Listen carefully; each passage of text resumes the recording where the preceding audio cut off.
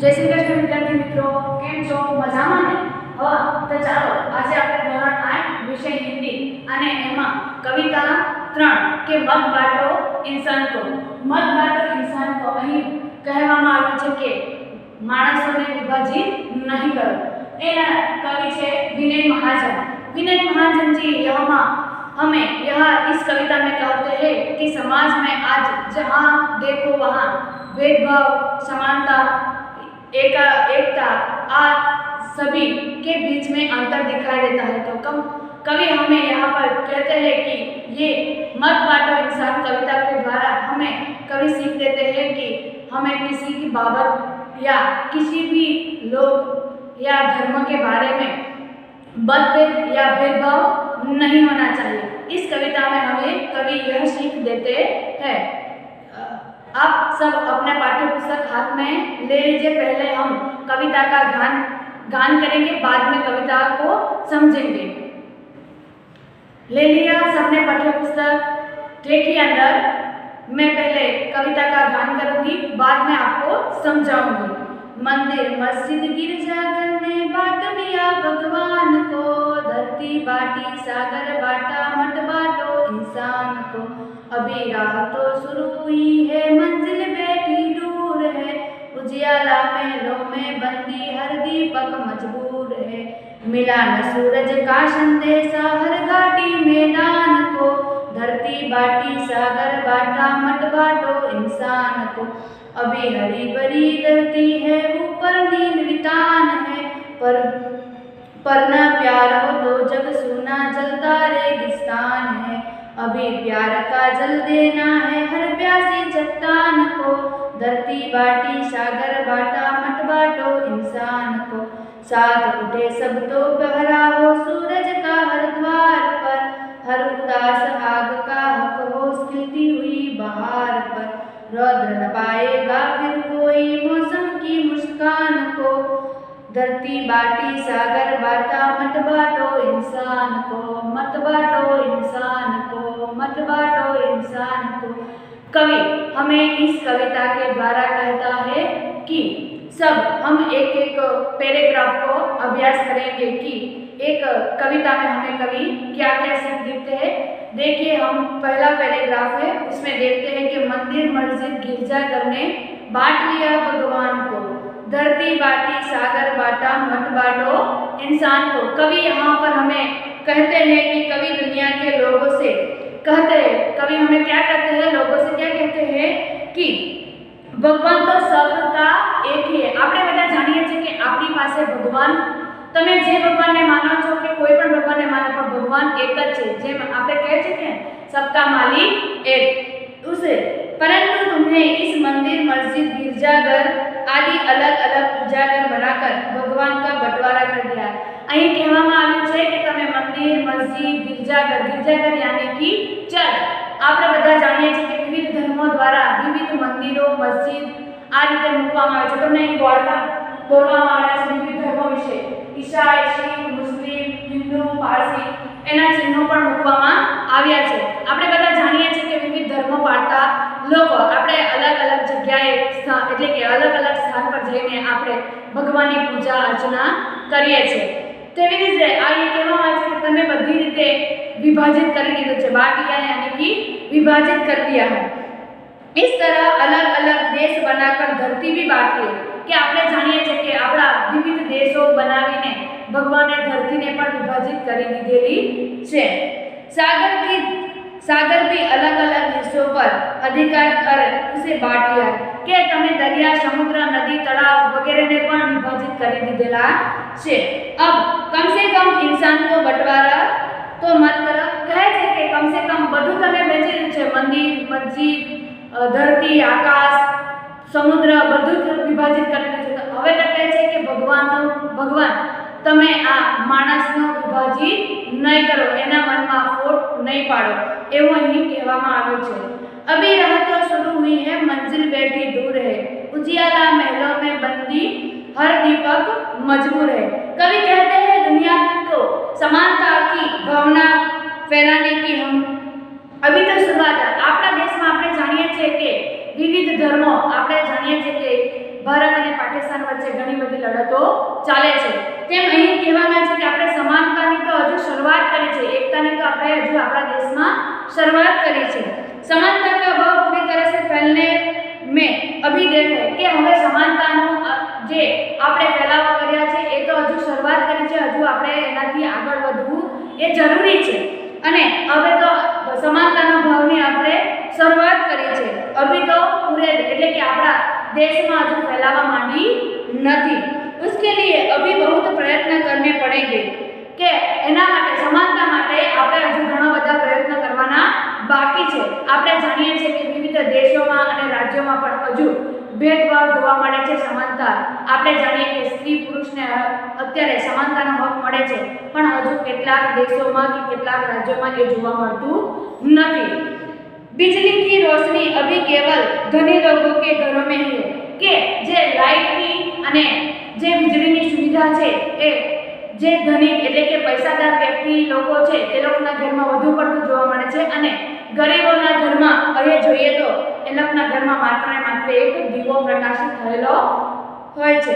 આપણે જાણીએ છીએ તમે કેટલાક ગરીબી રેખાની નીચે આવતા હોય તેમાં સમાજ વિદ્યામાં પણ ભણતા હશો અને તેમાં કહેવામાં આવ્યું છે કે આપણે જે ગરીબી રેખાની નીચે જતા હોય તેને ઘરે તો માત્ર એક દીવો સળગતો હોય છે, એવું અહીં કવિ કહેવા માંગે છે।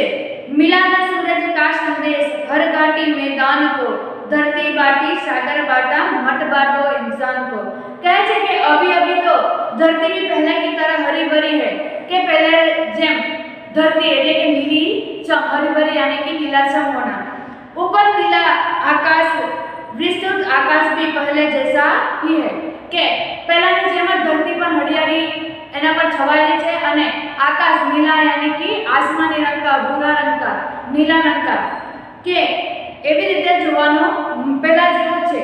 लेकिन दुनिया में प्रेम की भावना नहीं है। આપણે જાણીએ છીએ કે હવે આપણામાં એટલે કે આપણે તો જાણીએ છીએ કે આપણામાં દયા ભાવના છે, પણ બીજા કેટલીક જગ્યાએ જોવા મળે છે કે તે માણસ એનામાં પ્રેમ કે લાગણી જેવી વસ્તુ જોવા મળતી નથી। प्यार के बिना ही हरी भरी धरती वाला यह संसार भी जलते हुए रेगिस्तान जैसा है કે રેગિસ્તાનમાં આપણે જાણીએ છીએ કે રણમાં જઈએ તો આપણને ત્યાં કંઈ જોવાનું મળતું નથી, માત્ર ને માત્ર એક રેતી એકદમ રેતાળ પ્રદેશ જોવાનો મળે છે, ત્યાં આપણને કંઈ જોવાનું મળતું નથી। તેવી જ સ્થિતિ આજની થઈ રહી છે। એટલે કહે છે કે ભગવાન તમે બધું વેચી કાઢ્યું તો કંઈ નહીં, પણ માણસ જે ઇન્સાન છે એને વિભાજિત નહીં કરો। वो कहते हैं कि अभी अभी अभी हरी भरती धरती ऊपर नीलावे कान है पर प्यार हो जो जग सुना जुना जलता रेगिस्तान है। अभी प्यार का जल देना है हर प्यासी चट्टान को धरती बाटी सागर बाटा मन बाटो इंसान को। कवि कहते हैं कि हमें हर प्यासी चट्टान को, चट्टान यानी कि पर्वत या शिलाखंड, प्यार से लिए तरसते हुए हृदयों को प्यार का शीतल जल देकर उसकी प्यास बुझाना है कि जो जे व्यक्ति કે જે ઇન્સાનમાં શું મરી પરવાનું છે, પ્રેમ લાગણી મરી પરવાનું છે, તેનું હૃદય કઠણ બની ગયું છે, તેને આપણે શું કરવાનું છે, પ્રેમથી સમજાવીને એ જે વ્યક્તિ અથવા જે જાતિ ભેદભાવ લઈને ભેદભાવ કરે છે તેને આપણે રોકવાના છે, એવું અહીં કવિ કહેવા માંગે છે।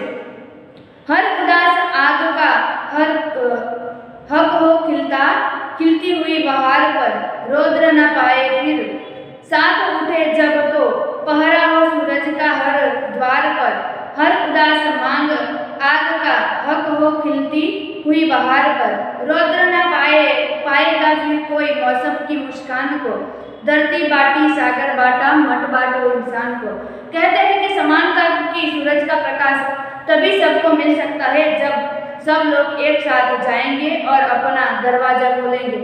આપણે સમાનતાનો જે ભાવ છે, એકતાનો જે ભાવ છે, પણ બધા હળીમળીને રહીશું તો જ આપણે એને પાર લગાવી શકીશું।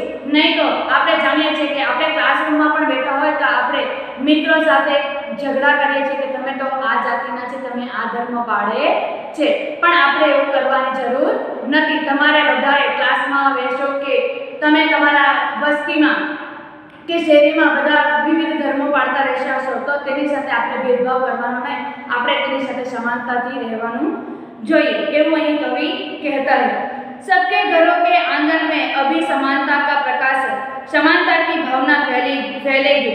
કે હજી તો આપણે શરૂઆત કરી છે કે આપણા શેરીથી, આપણા ઘરથી, આપણા ગામથી કે આ સમાનતાનો ભાવ જે છે એને આપણે શું કરવાનો છે, ટકાવી રાખવાનો છે અને એને દેશ વિદેશ સુધી મોકલાવવાનો છે અને આ ભાવના છે એ ફેલાવવાની છે। हर आंगन में उसी तरह खुशी छा जाएगी जैसे बाग में बहार आ सकती। કે આપણે જે સમાનતાનો ભાવ છે એ જો ટકાવી રાખશું તો આપણે સામે ઘણા બધા વ્યક્તિ આપણે જ્યારે મદદ જોઈતી હશે ત્યારે આપણને કરવા માટે આવશે। विश्व में समानता का भाव फैलने पर कोई किसी पर जुल्म नहीं कर पाएगा। કે આપણા વિશ્વમાં જો આપણે સમાનતાનો ભાવ રાખી શકું તો अब ऐसा कोई नहीं એટલે કે એવું કોઈ નહીં હોઈ શકે જે આપણા પર जुल्म यानी कि गुनाह के जोर जबरदस्ती આપણી સાથે નહીં કરી શકે। એટલા માટે કવિ અહીં કહેવા માંગે છે કે इंसान को मत बांटो, આપણામાં જ આપણે પરિवर्तन लाने जरूर है। कवि यहाँ पर सीख देते हैं कि समानता एकता का भाव हमें प्रकट करना चाहिए। मित्रों, आप सब आपके एसएस यानी कि सामाजिक विज्ञान में भी समानता का हक के बारे में अभ्यास कर रहे होंगे और किया भी होगा कि समानता का भाव हमें सब कुछ सिखा देता है। हमें यहाँ राष्ट्र की भावना को એટલે કે समानता की भावना को टिके रखना चाहिए। किसी आप धर्म या जातिवाद में नहीं मानना चाहिए। हमें हमारा देश भारत देश ये लोकशाही देश है, इसलिए हम विविध धर्मों या जाति के बारे में हमें भेदभाव नहीं करना चाहिए। हमें समानता के साथ चलना चाहिए, एकता रखनी चाहिए। जब हमारे पास एकता होगी तो हमें कोई तोड़ नहीं सकता। जब आप क्लास में भी या आपके घर के आसपास भी आप खेलते होंगे तो आप एकजुट होकर खेलेंगे तो आपको कोई हरा नहीं सकेगा।